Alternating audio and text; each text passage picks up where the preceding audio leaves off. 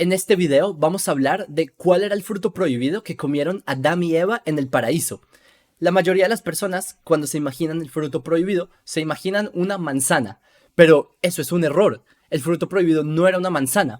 Y eso es porque hubo un error en la traducción. Ya vamos a hablar de ese tema, pero quiero mostrarles cuál era el fruto prohibido, que también ya vamos a hablar más a fondo del tema, pero dentro de esta caja tengo lo que en la tradición judía se considera que era el fruto prohibido.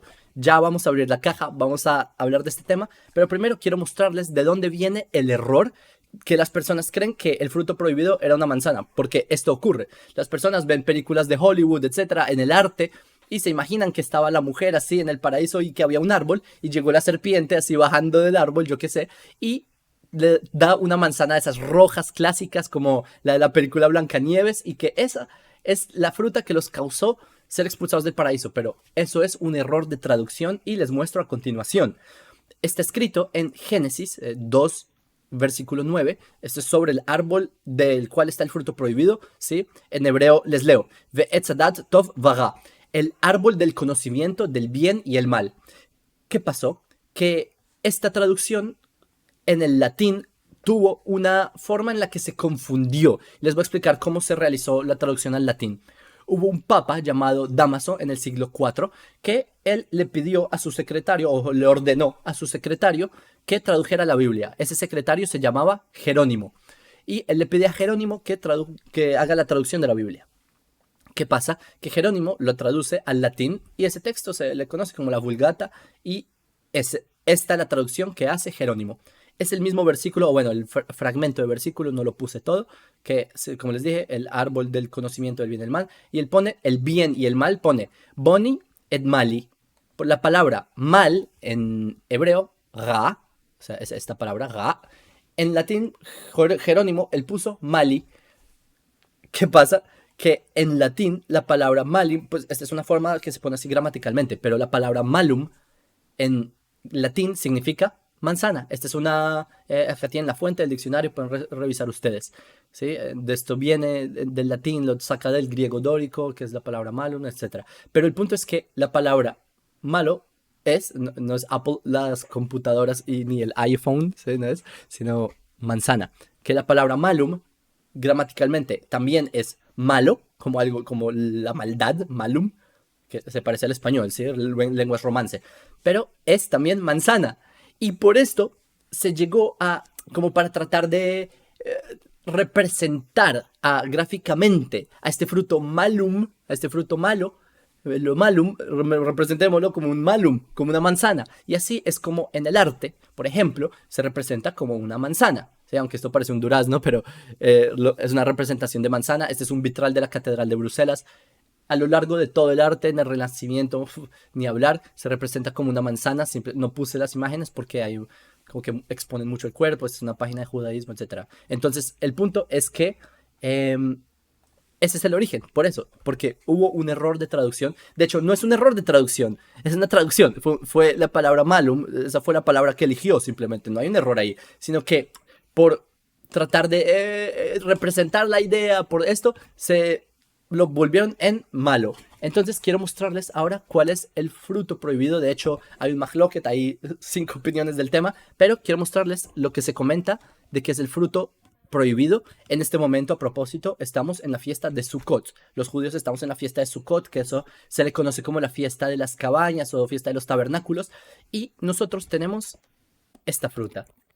Esta fruta, voy a abrir ya esta caja para que ustedes vean lo que contiene adentro. Esto, señores, es un etrog. Etrog, así se le llama en hebreo. En español me parece que lo traducen como citrón. O sea, sí es el citrón, hay quienes lo llaman así, pero es el etrog. Y es una fruta que tiene un aroma muy agradable. De hecho, yo ya dije la bendición, pero hay una bendición. No sé si ustedes sabían que los judíos decimos bendiciones antes de comer, ¿no? O sea, después de ir al baño. Tenemos muchas bendiciones, ¿sí? Como para santificar el día, etcétera, o cada momento del día. Y hay una bendición de si uno huele frutas que tienen un buen olor, como el etrog, que es la bendición ese anoten reach tov baperot. Yo ya dije la bendición, no sé repetir la bendición en vano, pero entonces, para que lo sepan, es un dato curioso. Anoten reach tov beperot, así es. Entonces, les quiero mostrar Este es el etrog, que lo sostiene un judío. Pueden ver acá, el etrog antes de la fiesta de Sukkot, van y se compran, se acaban judíos. Esto es en Estados Unidos, de hecho. Y se expone el etrog, ven el pitamen encima. Y un etrog, señores, puede llegar a valer hasta, no voy a exagerar, yo antes creía que era cientos de dólares, pero puede llegar a valer miles de dólares un etrog. Así salió en un artículo esta semana en las noticias en Israel, que hay personas que pagan miles de dólares por un etrog y están dispuestos a pagarlo, etcétera, porque esto es una mitzvah, esto es un precepto que se puede, que es importante, es un precepto de la Torah. Les voy a mostrar distintos tipos de etrog. Sí, bueno, antes de hablarles de lo que estoy haciendo ahora, en este momento, paréntesis, es construir la idea del fruto prohibido del Edén. Pero para esto quiero construir la idea, ¿sí? Para que ustedes comprendan como el punto. Estos son diferentes tipos de etrogim. Otro paréntesis, la palabra en singular es etrog. En plural es etrogim. Im, cuando se le pone el sufijo im, es plural el masculino en hebreo. Entonces estos son distintos etrogim. Este es un etrog gigante, señores. Es como así de grande. Es el etrog que usan los judíos teimanim. Y este es todo el set que se toma. Estas son hojas de palma. No sé el nombre de las demás, pero es Hadas, Agavá, creo que es mirto y sauce, no sé. Y este es el etrog, ¿sí? La fruta que tengo acá, el fruto prohibido que comió Adán y Eva en el Edén. Este es el ritual que se hace, que se toma las 4 especies y se mueven. ¿Y por qué lo hacemos? ¿De dónde viene esta tradición? Es una ley que está en la Torá. Esto está escrito en Levítico 23, versículo 40. Dice, ¿sí? Entonces tomarán para ustedes en el primer día de la fiesta de Sukkot, que les dije, estamos en la fiesta de las cabañas, tabernáculos, whatever, que es la fiesta de Sukkot. Entonces dice, tomarán para ustedes el primer día fruto del árbol hermoso, así lo tradujeron. Fruto del árbol hermoso, palmas datileras, ese es el lulav, rama de árbol frondoso, el sauce de arroyo, etc. ¿Sí? Que esos son agavot, etc. Y 7 días, porque la fiesta de Sukkot dura una semana. Este es la fruta que estamos en cuestión, Pri Etz Adar, que lo trajeron como fruto del árbol hermoso. Aunque acá se podría entender, pues lingüísticamente viéndose, como si lo que es hermoso es el árbol o el fruto es el hermoso, ¿sí? Piénsenlo porque ese es un tema que se ha debatido a nivel lingüístico, porque los samaritanos lo entienden de una forma, los caraítas de hecho también lo entienden de otra forma, pero lo que es hermoso aquí es el árbol, el fruto, perdón. Así incluso se entiende en la Septuaginta, pero en fin. Esta es una representación del etrog, es una representación del siglo XIX. El etrog, esto es por dentro es como un cítrico. Parece un limón, pero no es un limón. Es otra fruta distinta al limón. En la visión judía es de hecho otra categoría distinta del limón. Les quiero mostrar otra representación del etrog. Nuevamente, paréntesis, estoy construyendo el argumento, ¿sí? Tengan paciencia, pero les voy a mostrar cosas súper interesantes a lo largo de este argumento. Hay cosas muy interesantes que les quiero mostrar y esto es una moneda del siglo II judía. Esto es hebreo de Chtav Ivri. Hay Chtav Ivri, Chtav Ashuri, el que nosotros usamos hoy en día en el hebreo de hoy, en el hebreo, digamos, de la Torah, es el Chtav Ashuri, pero ese es el Chtav Ivri, que es otro tipo de escritura que dice por la liberación de Israel. Y acá vemos la representación del etrog. Esta es otra representación, que es una moneda del 134-135. De hecho, está el año exacto. Simplemente que por el calendario hebreo y calendario gregoriano se cruzan las fechas, por eso la datación está en la mitad. Pero este es el etrog, ¿entienden? En las monedas de judíos de hace 2000 años aparecía el etrog. Es decir, no es una fruta incógnita que no la inventamos de la nada, es una fruta que se menciona en la Torah, es una fruta que está en en monedas judías antiguas. De hecho, está en textos históricos, como por ejemplo Flavio Josefo. Acá les muestro donde Flavio Josefo habla sobre el etrog en Antigüedades Judías. Es un libro que de hecho él no escribe trog como literalmente trog, sino citrón, pero esto está en Antigüedades Judías, libro 13. Les voy a contar esta historia porque es interesante. Hubo un rey en Israel que era un rey de la dinastía Hasmonea, era un rey malvado, muy cruel, mató a muchos judíos, un despiadado, desgraciado, llamado Alexander Yanai. Y Alexander Yanai, Alejandro Janeo, en español Alejandro Janeo, lo que él hizo fue perseguir muchos judíos y por eso la población no querían a Alexander Yanai. Era un rey malo, era un rey cruel. Lo que pasa es que era la fiesta de Sukkot. En esa época había templo en Jerusalén, que con ayuda de Hashem reconstruyamos el tercer templo pronto, pero el punto es que había en esa época el segundo templo. Y Alexander Yanai, el rey, él fue a hacer el sacrificio de la fiesta de Sukkot, porque en la fiesta de Sukkot también hay un sacrificio, y lo que pasó es que la población se puso tan furiosa de verlo, un rey malvado, tratando de hacer un sacrificio, porque Alexander Yanai también era sacerdote, ¿sí? Él era descendiente de Aarón, el sacerdote, y por eso es que él podía hacer este sacrificio. Y la población se puso tan furiosa de que un rey que está haciendo tantas maldades esté tratando de hacer un sacrificio para Dios. Las personas se indignaron y tomaron cada uno, porque era la fiesta de Sukkot, todos tenían el etrog, las personas empezaron a lanzarle los etrogim, en plural, ¿sí? Etrogim en plural, le empezaron a lanzar los etrogim a Alexander Yanai, y le empezaron a caer etrogim y casi lo linchan con etrogim, le tocó escapar. Imagínense, esto es, ustedes toquenlo, esto es como una piedra, señores, esto es durísimo. Imagínense etrogim lloviéndole a Alexander Yanai, entonces le tocó escapar, y ese relato lo trae Flavio Josefo, les leo. Porque en una fiesta que se celebraba entonces, es Sukkot, cuando estaba sobre el altar e iba a sacrificar a Alexander Yanai, ¿sí? Este rey Alejandro Janeo, la gente se levantó contra él y lanzaron etrog, ¿sí? El citrón, de hecho trae, los cuales tenían entonces en sus manos, porque la ley de los judíos prescribía que en la fiesta de los tabernáculos, o sea en Sukkot, todos tuviesen ramas de palmera y etrog, lo cual hemos relatado en otra parte. Acá Flavio Josefo trae esta historia, que empezaron a... Esto también se trae en la literatura judía. Bueno, Flavio Josefo es judío, era judío, un judío traidor, pero judío, que se dice Rigmu etrogim, que le lanzaron etrogim a Alejandro Janeo. Y dice que ya Flavio Josefo mencionó esto en otra parte, de hecho sí, en el libro 3. Él dice, pero el día 15 del mismo mes, es el mes de Tishrei, que es el mes en el que estamos, cuando la estación del año se transforma en invierno, pasamos de Mogitatala, Mashivawoch, Geshem, dice, la ley nos ordena a levantar cabañas, o sea, la sukkah, en cada una de nuestras casas. Yo mi sukkah la tengo acá, o sea, afuera.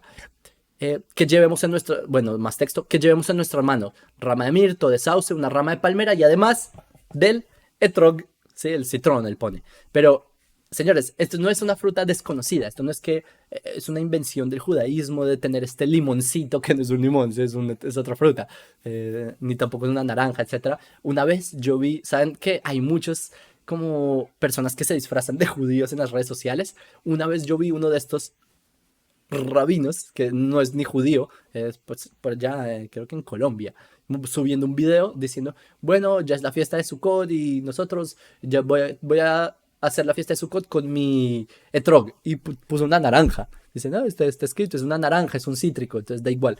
Señores, una naranja no es un etrog, ¿sí? Solo para que lo sepan. Les muestro una fuente muy antigua, que esto es el Targum Onkelos.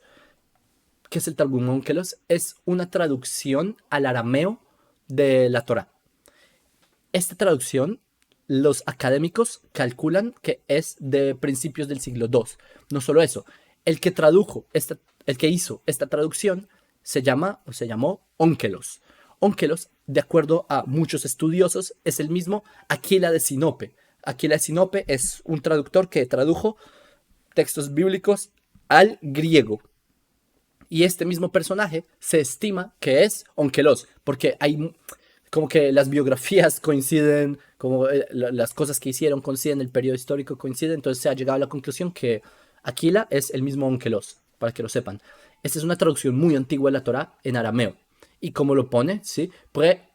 Ilana etrogin, que tomaréis para vosotros, sí, lo traduje. Esta es la traducción en arameo, ¿sí? Son letras como en hebreo, pero es arameo, que de hecho es al revés, son letras arameas, pero whatever. Tomaréis para vosotros el primer día fruto del árbol de etrogim. Etrogim en arameo los plurales son con nun sofit. Velulabin, veadasin, veagabin. Entonces acá, él cuando pone un árbol hermoso, él no pone árbol hermoso, sino pone un árbol de etrog. Es la traducción que hizo Onkelos. Es decir, nosotros sabemos por eso, y por eso y por muchas razones más. Como ustedes pueden ver, que el etrog es una fruta muy antigua en el pueblo judío. Pero ¿por qué, aunque los tradujo la palabra fruto, porque no lo tradujo literalmente, fruto de árbol hermoso? Porque no lo tradujo literalmente hermoso. Pues de hecho sí lo hizo. Les voy a mostrar la etimología de la palabra etrog. Esta es la raíz de la palabra etrog, Aleph Reish Gimel, que esto viene del arameo. Eso es lo que se estima que llegó a través del persa, o sea que la palabra es en arameo, llegó por medio del persa y así llegó al hebreo, que dice Migageg le mejeze. Esto es una traducción al arameo de Génesis 2. También no lo traje, pero está también en Éxodo, también en Salmos, también Deuteronomio.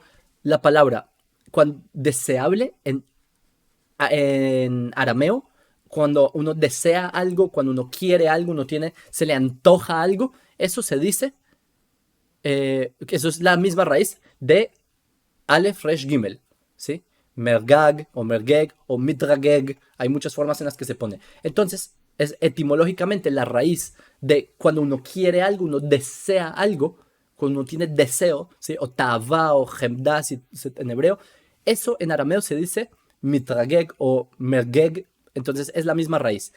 Esta explicación etimológica no la digo yo, la dice Maimónides, perdón, la dice Nachmanides en su Perusha Vaikra 23.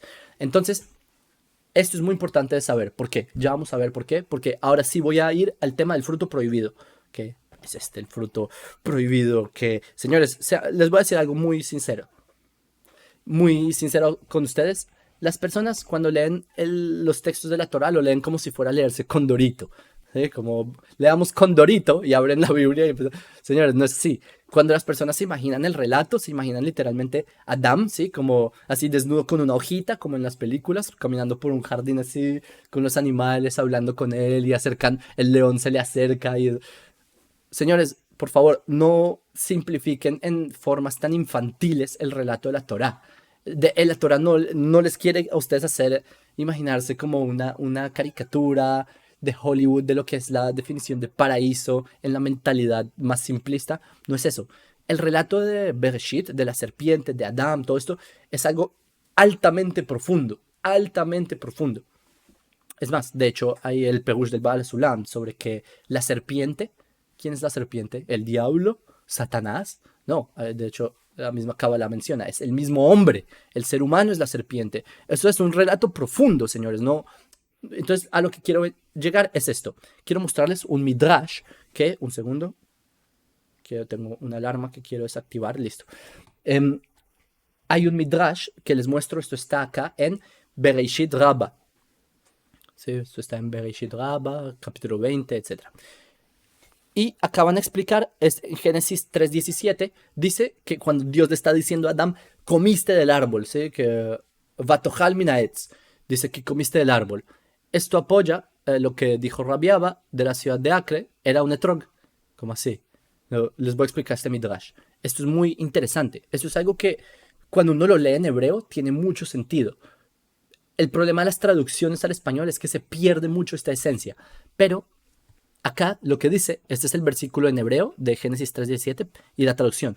Dice, porque escuchaste a tu mujer, etc. Y comiste del árbol que te dije que no comas de él. De hecho, así también lo traduce, ¿sí? Que comiste del árbol del que te ordena diciendo no comerás de él. Pero señores, acá hay algo súper interesante y por favor piénsenlo. Piensen esto junto conmigo. Dice que comiste del árbol, no dice que comiste del fruto. No dice que Dios le está reclamando, Adán, tú porque comiste del fruto prohibido. Eso no dice la Torah. No dice. Dice que comió del árbol. ¿Se comió el árbol? ¿Cómo así? Tomó una rama, se comió la rama, se comió el tronco. ¿Cómo así que se comió del árbol? Se comió. Entonces, la explicación de Echal Min Aetz es lo que explica el Midrash. Que como el etrog tiene una característica muy loca. Y es que el árbol del etrog sabe como el etrog.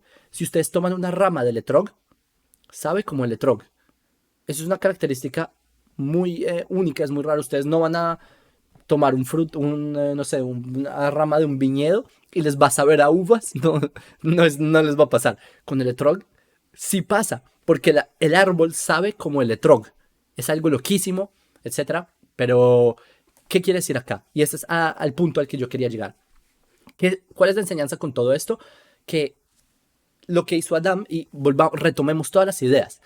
Si la palabra etrog es deseo, como el deseo, ¿sí? Como cuando uno desea algo. Y es el fruto prohibido. ¿Qué significa todo esto? Que Adam, el error de Adam fue que él llevó su deseo por encima de su razón. A eso se refiere el Midrash, a eso se refiere también textos de la Kabbalah, a eso es lo que trae Nachmanides, de hecho, también lo explica textualmente como lo estoy explicando, que lo que hizo Adam al comer el fruto prohibido, y por eso es que el etrog es el fruto prohibido. Les dije, hay 5 opiniones en el Mahloket, pero hay ¿por qué se refiere que el fruto deseable, ¿sí? Etz adar es un fruto deseable en el sentido que huele bien, tiene un buen sabor cuando se hace mermelada con él, yo qué sé. De hecho, la mermelada de etrog es rica. Es una fruta que es linda también visualmente. Entonces, señores, todo esto es porque Adam es el ser humano, la humanidad, ¿sí? El hombre. El hombre y la mujer, o sea, la humanidad, ¿sí? Las mujeres también son parte de esto que es Adam, ¿sí? Para que sepan. Pero el ser humano, al llevar su deseo por encima de su razón, está cayendo. Esa es la caída del ser humano del paraíso. Eso es lo que lo conlleva a la degradación de ese estatus ideal, ¿sí? El paraíso es como una forma ideal del mundo. Entonces, eso es a lo que se refiere.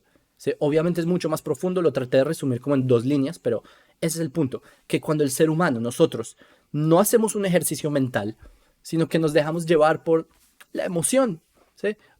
Tuve una revelación, o no, es que el nacionalismo me inspira por mi emoción nacional, o me atrae tal cosa, o me dejo llevar porque mi cuerpo siente necesidad de comer, o de tener o de hacer una acción negativa, cuando el ser humano se deja llevar sin aplicar esto, señores, Dios nos dio un cerebro, les recuerdo, ¿sí? No es un adorno, es para que apliquemos ejercicios mentales y no nos dejemos llevar simplemente por tengo fe. Señores, la fe no tiene sentido si no va con la razón. Ese es el concepto de emuná. La emuná es un proceso intelectual por el cual se lleva a otra gama de procesos, que son los emocionales, los digamos, ¿cómo se dice? Espirituales, etc. Entonces, la razón es un componente muy importante en la visión judía.